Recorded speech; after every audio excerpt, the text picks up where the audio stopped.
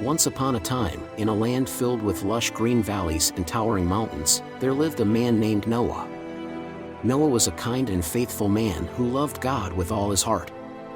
He lived with his family and spent his days caring for the animals and tending to his crops. One day, God spoke to Noah and told him that he had seen how wicked the world had become. People were not treating each other kindly, and they had forgotten to love and respect one another. God decided to send a great flood to cleanse the earth and start anew. But God also saw the goodness in Noah's heart. He chose Noah and his family to be saved from the flood. God instructed Noah to build a huge ark, a giant boat, to rescue his family and every kind of animal. Noah followed God's instructions carefully. With the help of his sons, he gathered wood and hammer, saw, and nails. They worked tirelessly, day and night, until the ark was ready.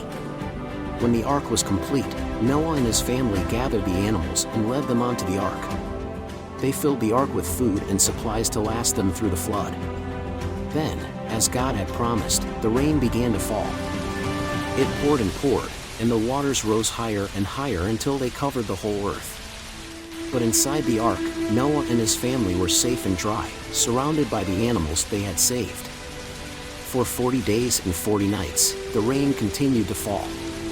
But Noah never lost faith. He knew that God was with them, watching over them and keeping them safe. Finally, the rain stopped, and the sun began to shine once again. The floodwaters began to recede, and the ark came to rest on the top of a tall mountain.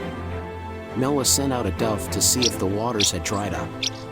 When the dove returned with an olive leaf in its beak, Noah knew that it was safe to leave the ark.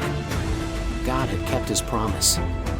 He had saved Noah, his family, and all the animals from the flood. Noah and his family stepped out onto the dry land, grateful for God's protection and love.